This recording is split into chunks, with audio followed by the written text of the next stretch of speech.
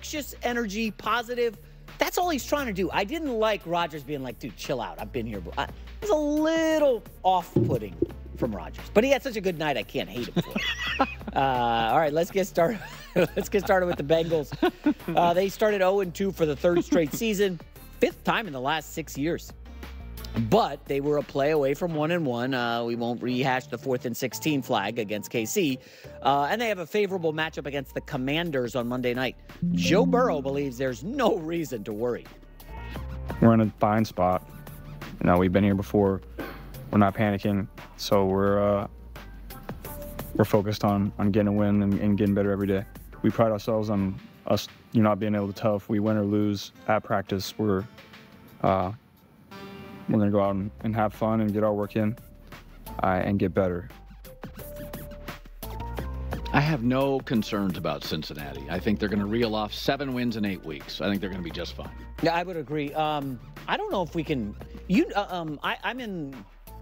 I have a friend in the music business, and he invited me to go see Green Day and Smashing Pumpkins. Of course, yeah. And when I saw Joe Burrow on the screen there, he reminds me of like a blonde version of the Green Day singer, Billy Joe. Well, he hung out in Paris this offseason. Yeah, he is an interesting character. I think my take is he's been injured multiple times, and Joe Burrow is not sure how long this is going to last. And Joe Burrow said, you know what, man, I'm going to live in the moment, enjoy the hell out of this.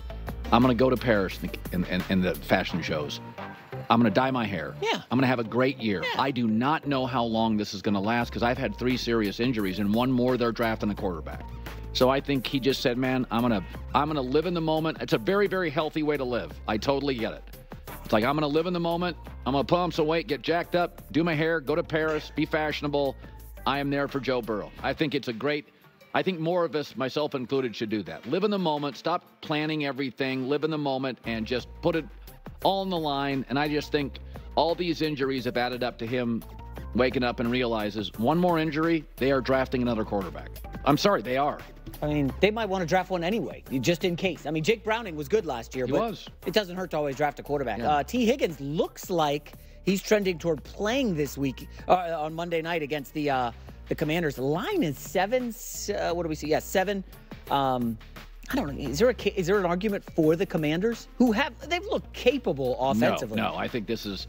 I don't like to. If I do Blazing 5, I rarely predict blowouts. Yeah. Even last night, I thought it would be 6-7 point game, close game. I don't predict blowouts. But if you told me there was a blowout, if you told me there was one game this week that was an absolute blowout, I would take Cincinnati to win by 2-3 touchdowns.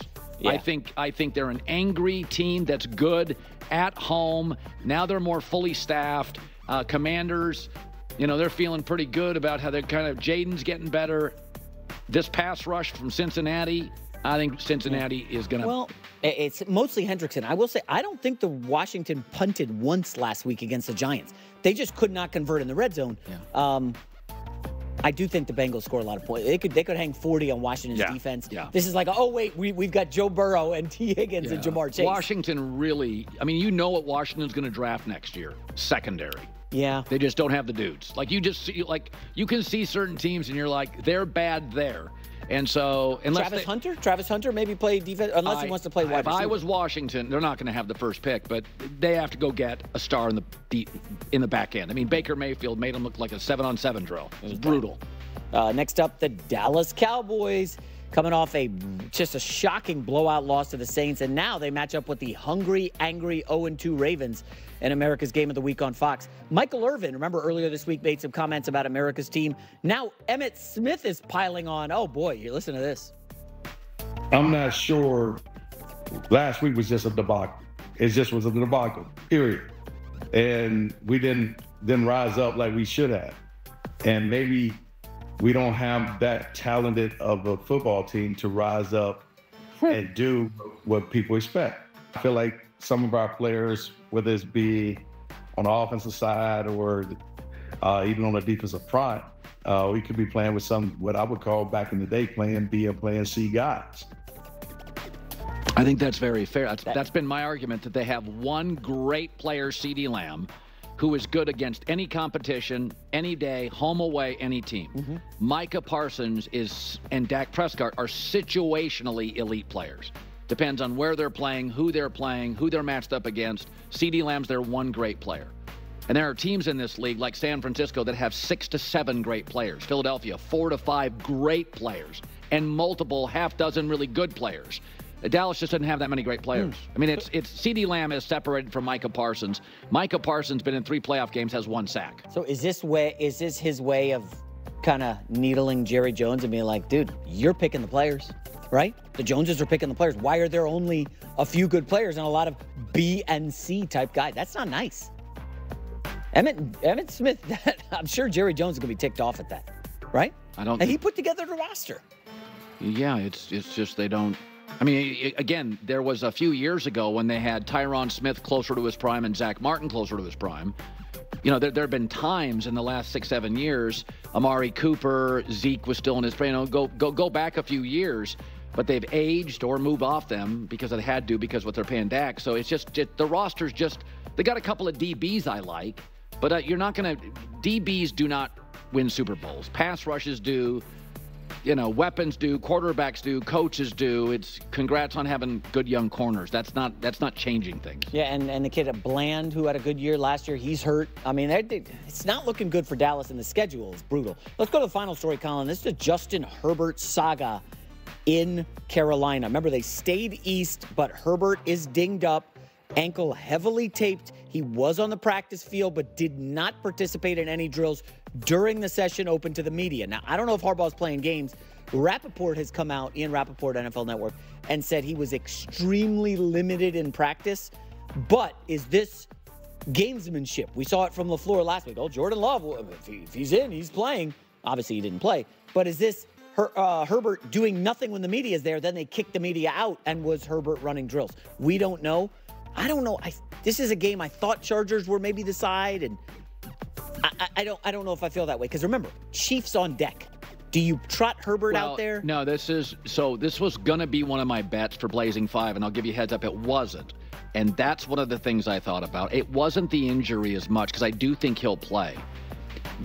But my takeaway is there are moments over the season, you're playing a huge rival next, your quarterback's dinged up, where, like, if it went sideways fast and Herbert, they got behind early, I could see at halftime Harbaugh saying, hey, we're just kicking this one to the curb. Let's go get the Chiefs. This to me is just a game I just want to watch. I want to watch this game because this team, even with Harbaugh, is not close to the same team without Herbert. So there's another one of those games this week, kind of quietly, the Jordan Love situation. You see the Packers, who they have next week, divisional matchup with Minnesota. Do you put Jordan Love out there against Tennessee? No. Again, no. If you're not doing that, well, Tennessee's probably the side, and here Pittsburgh's probably the side. No, that's a good point by you. You don't. By the way, that's another game I stayed away from. Play the long game. I'm not betting on the Chargers this week. I'm not betting on the Packers this week. Those are just because there's stuff going on where the quarterbacks both could play, but I'm not sure if I was a coach I'd play them with the big game coming up the following week. So then why not just take the other side and say, give me Tennessee and give me Pittsburgh? I like certainties. I like answers, not questions. You like good quarterbacks. I tend to try to find value. What's the value for the Chargers if Herbert doesn't play? They have no value. Yeah. Can you imagine backing Justin Fields, then watching him struggle mightily? Because listen, he hasn't had a turnover yet. You know they're coming. That's his career in the NFL. And then you know the second you back him, it's just like, ooh, what did I do? J-Mac with the news. Well, that's the news. And thanks for stopping by. The Herd Lie News. So, George Kittle may not play now for the Niners. So, no Christian McCaffrey, no Debo, and probably no George Kittle. Basically, Brock Purdy and the San Francisco weapons have gone from stacked to normal. They still have a great offensive head coach and the best left tackle in football and a dominant number 1 receiver, Brandon Ayuk, number 3 PFF receiver last year, and a good second receiver in Jennings. So they'll just be normal this weekend. By most standards, they'll have a normally weaponized offense. But that's what franchise quarterbacks are about. It's not about winning when you have the best hand in poker. It's about winning when you're missing a right tackle and your number 1 receiver. No Debo, no Christian McCaffrey, and no Kittle. We all know you'd need those guys to win a Super Bowl. But against the dinged-up Rams, I don't care where the game is being played, Brock Purdy should be okay. You should not need an abnormally stacked roster to be excellent. It's like the band who releases a really good studio album, and you're like, well, they're good in studio, but you want to make sure, like, you see them live first. Queen, great studio album, better live at Wembley Stadium. I don't want to see Brock Purdy look like Milli Vanilli this weekend when the record skips and he's running off stage. Almost anybody can produce a good studio album. Let's go live in front of a few thousand people. Anybody can do a banger in the studio. Anybody, when you have Christian and Kyle and Trent and Kittle and Debo and Ayuk. It's a layup drill. Here was Brock Purdy about having to, oh my,